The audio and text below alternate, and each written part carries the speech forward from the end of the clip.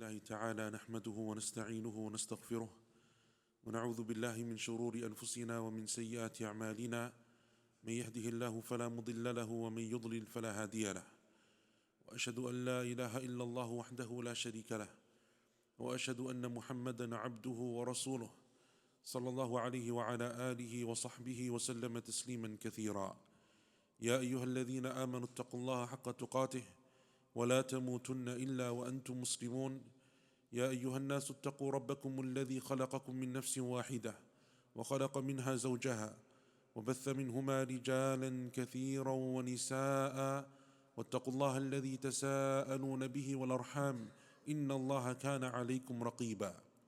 يا أيها الذين آمنوا اتقوا الله وقولوا قولا سديدا يصلح لكم أعمالكم ويغفر لكم ذنوبكم ومن يطع الله ورسوله فقد فاز فوزا عظيما. أما بعد فإن أصدق الحديث كتاب الله تعالى وخير الهدي هدي محمد صلى الله عليه وسلم وشر الأمور محدثاتها وكل محدثة بدعة وكل بدعة ضلالة وكل ضلالة في النار. The Muslim is in a never-ending struggle with shaitan. From that moment that shaitan and Iblis refused to obey the command of Allah subhanahu wa ta'ala to prostrate to our father Adam alayhi salam, and from the moment that he made that pact before Allah, لَأُغْوِيَنَّهُمْ أَجْمَعِينَ, I will misguide all of the children of Adam, إِلَّا عِبَادَكَ مِنْهُمُ الْمُخْلَصِينَ, except for your sincere slaves, O Allah. From that moment onwards, we have been in a constant struggle and fight with shaitan.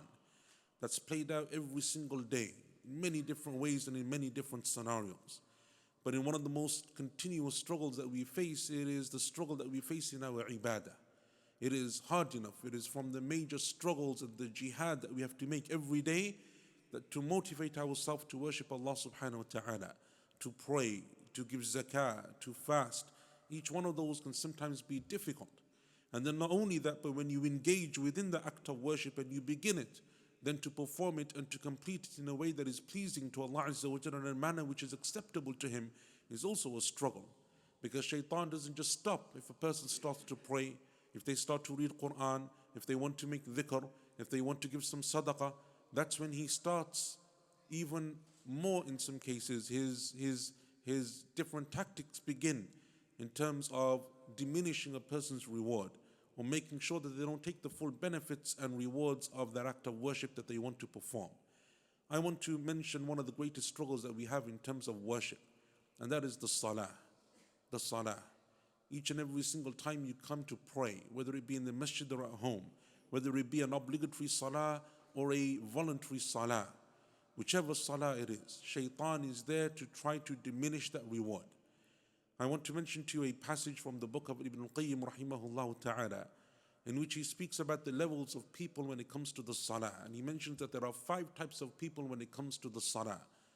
And these are very important because most of us were unaware, or even if we're aware and we know that shaitan is an enemy to us, in the middle of the salah, we don't really pay attention. We're not alert to the different tactics of shaitan and his plans and plots. 5 types of prayer, 5 types of people when it comes to the salah, when it comes to the prayer. The worst of them, the first level, is that person who's going to pray but is not going to fulfill its conditions. He's going to pray but is not going to fulfill its obligatory components. He's going to pray and he has no khushu' in his salah. He's going to pray just simply to tick a box and to say that I prayed, but in reality he didn't really pray. Like the Prophet told us sallallahu alayhi wa sallam in the hadith of Anas ibn Malik radiyallahu anhu in Sahih Muslim. He said, تلك صلاة المنافق يجلس يرقب الشمس حتى إذا كان بين قرني الشيطان قام فنقرها أربعا لا يذكر الله فيها إلا قليلا. That is like the prayer of the munafiq, the hypocrite. He sits and he waits until the time of salah is almost ending. And then he stands and he prays so quickly up and down, he doesn't remember Allah hardly anything in that salah. Or like the Prophet said sallallahu alaihi wasallam to the man who didn't know how to pray. He came in the masjid and he prayed, but he wasn't making ruku' correctly, didn't make sajda correctly, didn't sit between the 2 sajdas correctly. He was rushing his prayer. And so he would finish his prayer and he would come and he would give salam to the Prophet sallallahu alaihi wasallam. And the Prophet sallallahu alaihi wasallam would reply, and then he would say to him, "Irji' fasalli fa innaka lam tusalli." Go back and pray, for you didn't pray. The man prayed, Meaning he did actions that we would look at and we would say, well, those are actions of salah, but he didn't perform them correctly. Like the person who doesn't make wudu correctly, so they didn't fulfill the conditions of salah. They come and they pray, but they didn't wash their feet properly. They didn't make wudu and wash their arms correctly, or they missed out something else when it came to one of the conditions of the salah. And that is why the Prophet said, sallallahu alaihi wasallam, "Aswa'un nas alladhi yasriqu salata." The worst of people is the one who steals from his own prayer. The thief, the worst of thieves, is the one that thieves from his own salah, his own prayer. They said, "O Messenger of Allah, how can a person steal from his own salah?" He said, "La yutimmu ruku'aha wa la sujudaha." He doesn't fulfill its ruku', he didn't fulfill its sujood. Ibn al-Qayyim rahimahullah ta'ala said about this first category of people, فَهُوَ مُعَاقَبْ. This person will be held, punished for that, because he didn't pray. Even though he thinks that he prayed, even though in his mind he thinks that he prayed, but that is how shaitan has played with him. That he's doing something and it doesn't even count. Didn't fulfill it in any one of its forms, neither its conditions, nor its obligations and pillars, nor in terms of the khushu' that he should have had in that salah. So that person will be held to account, will be punished for that on Yawm al-Qiyamah. The second type of person when it comes to the salah then is the one who will pray, and they will pray at its correct time. And they will make wudu correctly. And they will stand and their salah is okay in terms of fulfilling its basic components. But within that salah, they're hardly present. Their mind is everywhere except in the salah. They're busy and they're preoccupied because shaitan has come and whispered to them. So now in their salah, all they're thinking about is their job, their family, what's for dinner, the jobs that they have, the chores that they have to go and complete, everything except where they are in that salah. So that's what shaitan does. Shaitan comes and this person doesn't even realize. So he's not going to try to save his salah. That whole salah will finish and he doesn't even know what he prayed. If you ask him, what surah did you hear the imam recite, or what surah did you read yourself in the salah, he doesn't know. Did you pray 2 rak'ahs, 3 rak'ahs? He thinks he prayed 3 or 4, but he's not too sure. Maybe he missed something, maybe because he's so fast in his salah, or his mind is so absent in his salah, that he doesn't really realize what he did in that salah. Very little quality. And that is why in the hadith of Ammar ibn Yasir, radiyallahu anhuma, that is collected in the Sunan of Abi Dawood, the Prophet said, sallallahu alayhi wa sallam, إن الرجل لا ينصرف وليس له إلا عشر صلاته تسعها ثمنها سبوعها سدسها خمسها ربوعها ثلثها نصفها. A person will leave the prayer, meaning finish the salah, and all that they get from that salah is 1/10 in reward, or 1/9, or 1/8, or 1/7, or 1/6, or 1/5, or a quarter, or a third, or half of the salah, because that's all that they remember of it. That's all that they concentrated in it. And so that's from the traps of shaitan. And how many of us fall into that trap? We're there, we're praying, we're present in body, but not in mind. We're there and we're performing the actions of salah and saying the words, and so it's fulfilled as a component. But in terms of its rewards and its benefits, in terms of the khushu' that should be present, that is all missing. It is all absent. Ibn al-Qayyim rahimahullah ta'ala said concerning this second category of person, فَهُوَ مُحَاسَبٌ. This person Allah will hold to account on Yawm al-Qiyamah, and he's in the hands of Allah Azza wa Jalla. If Allah wills, He may forgive him, and if Allah wills, He may punish him. His affair is with our Lord subhanahu wa ta'ala. Because the salah is not just about the outward actions and the words that you recite. It is about the state of the heart and how present it is in the salah. And that's why Allah Azza wa Jalla in the Quran, when He says, "Ista'inu bis-sabri was-salah," seek assistance in the prayer and in patience. And then He says, وَإِنَّهَا لَكَبِيرَةٌ إِلَّا عَلَى الْخَاشِعِينَ. And that is something major and difficult except for the people who have khushu', attentiveness in their salah. The third group, the third type of person when it comes to the salah, the third category of people are those people who pray and they do everything as they should, and they're even present in their salah, but shaitan will come at them time and time again. But the difference is this time they're alert and they're aware. So each time shaitan comes and he tries to take away their concentration, tries to distract them in their salah, they're going to get distracted, but they're going to bring it back again. They're going to remind themselves. They're going to follow the sunnah. They're going to seek Allah's protection from shaitan. This person is, Ibn al-Qayyim says, not only in salah, but in jihad. They're in a constant fight and struggle in their salah because they know what they need to do. And they're trying their utmost to do it, but shaitan sometimes overcomes them, and sometimes they overcome shaitan. but they're aware and they're alert and they're trying their best. And that is what the Prophet told us, sallallahu alaihi wasallam, in the hadith of Abu Hurairah radiallahu anhu in Sahih al-Bukhari, that when the adhan is given, shaitan flees from the masjid. And when the adhan finishes, he comes back. And then when the iqamah is made, he flees from the masjid again. But when the iqamah is finished, he comes back. And then he comes to you and he whispers and he says to you, udhkur kada wa kada. Don't you remember what happened there? Don't you think about this? Think about that. And he will just come and he will whisper to you until the Prophet ﷺ says that the person doesn't even remember how much they prayed. And that is why the Prophet told us ﷺ that if you forget how much you prayed, or you're not sure of something, then pray, make those 2 rak'ahs of sajdatul sahw, the prostration of forgetfulness. He said ﷺ, فَإِنَّهَا تَرْغِيمٌ لِلشَّيْطَانِ, because that's one of the ways to suppress shaitan. Shaitan didn't win, but that person is alert, they're aware of what shaitan is trying to do. They're constantly in that struggle with shaitan. Most of us fall within these 3 categories. Either we don't really know what we're doing in the salah at all, we're not even praying correctly, or we're praying but we're not attentive in our salah, or we're praying but we're in this constant struggle with shaitan when it comes to the salah. This 3rd person, Ibn Qayyim rahimahullah ta'ala said, فَهُوَ مُكَفَّرٌ عَنْ. This person, Allah will expiate for them their weaknesses, because they're trying, they're making that effort, they have that intention, that sincerity, they're doing their level best, but sometimes they overcome and sometimes they overcome shaitan. So Allah will expiate it for them. The 4th type of person, the 4th category of person, is the one who not only prays and not only does everything correctly and also is attentive in their salah, but now shaitan has no power over them, because they have made their salah something which is between them and their Lord. They have taken away those distractions of the dunya. And so they're going to know the importance of the salah, and so they're going to approach each and every single salah in a way that is pleasing to their Lord. And that's an extremely difficult level to attain. It's one that takes months, if not years, of hard work and discipline and effort and dua to Allah Azza wa Jal, that Allah subhanahu wa ta'ala helps you on that. But the reward of that is amazing. If you can be someone who can take out that 10, 15 minutes every time there's a salah that comes, and you're going to make it a quality salah. And most of us have experienced that, but just not often enough. We have it once in a while, maybe in Ramadan. Maybe there's the odd salah that you come and you're there and you're present for the whole of it, and you feel amazing because you're there for that whole salah. You were present, attentive, khashia in that salah. What we need to do is make sure that more salawat are like that salah.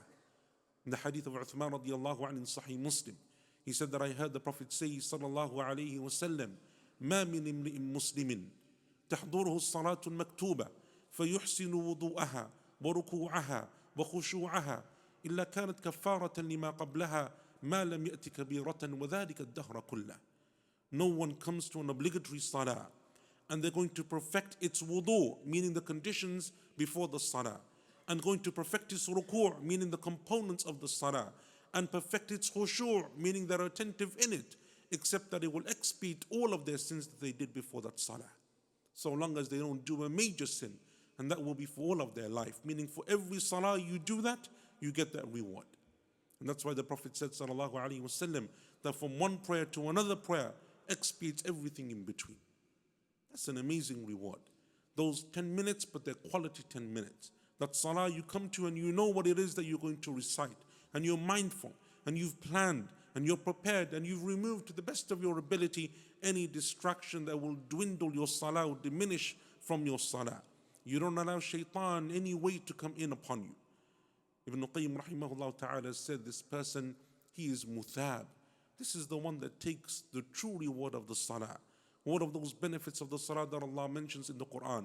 Inna salata tanha anil fahsha'i wal munkar. Salah is something which will preserve you and protect you from sins, from evil. The many different rewards of the salah, of the expiation and the increase in reward and the multiplication of good deeds. Those are the people that take the rewards of the salah. That's the 4th type of person. The 5th type of person, and the best of them then, is the one who all they want to do is be in salah. They enjoy it. For them it's not a burden, it's not a responsibility, it's not an obligation. For them it is time that they can spend with their Lord subhanahu wa ta'ala. For them it is everything else in the dunya. When they come to the salah, nothing else matters. Everything else is insignificant.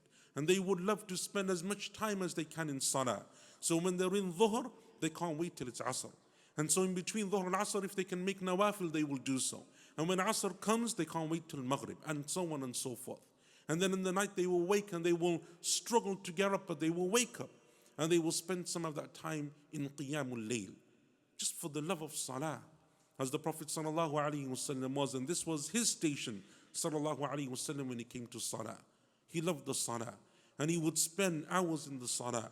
He could pray until his feet had blisters and he wouldn't even realize, sallallahu alaihi wasallam. He would pray and he would read long surah after long surah, Baqarah and Ali Imran and Nisa and Ma'idah in a single rak'ah, sallallahu alaihi wasallam. And other companions similar to that would learn from this. Some of them finished the whole Quran in a single rak'ah of salah in a single night, because they loved the salah. Those people, those are the people that for them, it is the enjoyment that they have of worshipping their Lord. Those are the people that have understood what the Prophet ﷺ found, and Allah Azza wa Jal gave them that blessing, which is unique amongst His creation. It is rare amongst His creation that Allah Azza wa Jal allowed you to take some of that and to action some of it.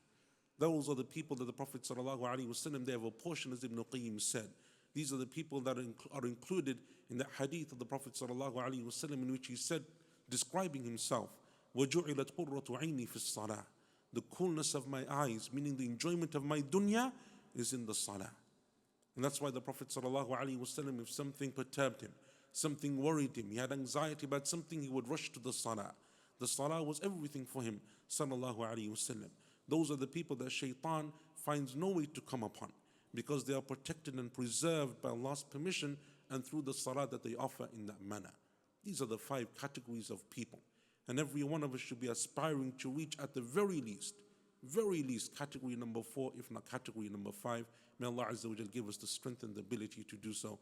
Barakallahu li wa lakum fil Qur'ani was sunnah. Wa nafa'ani wa yakum bima fihima min al-ayati wal hikmah. Aqulu qawli hadha wa astaghfirullah li wa lakum. Wa li jami'il muslimin min kulli dhanbin fastaghfiruh. Innahu wal ghafurur rahim.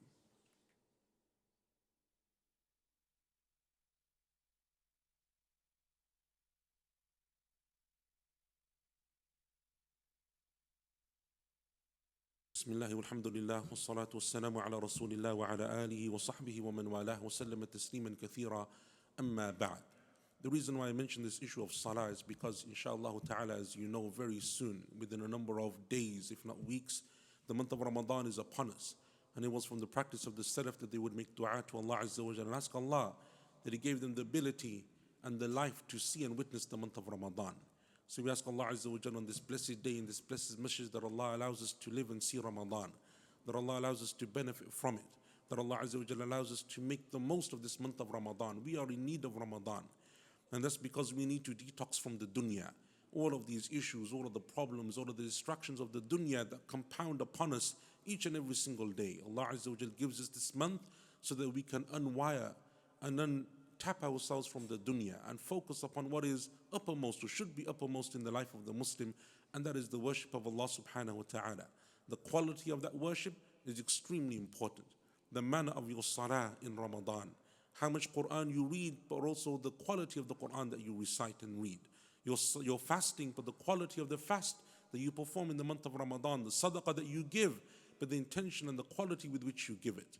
That is something that we should start focusing upon now. It was the way of the Salaf that they would prepare for Ramadan. The Prophet ﷺ would fast this month of Sha'ban more than any month outside of Ramadan in preparation for Ramadan. And so likewise, we have these 2 odd weeks left now, inshaAllah ta'ala, before the month of Ramadan comes. It's a time of preparation, a time for you to understand what it is that you're going to do when Ramadan comes, because every moment, every day, every hour of Ramadan is precious. Don't let Ramadan come upon you and it takes you 2, 3 days, 5 days a week before you realize what you want to do in Ramadan.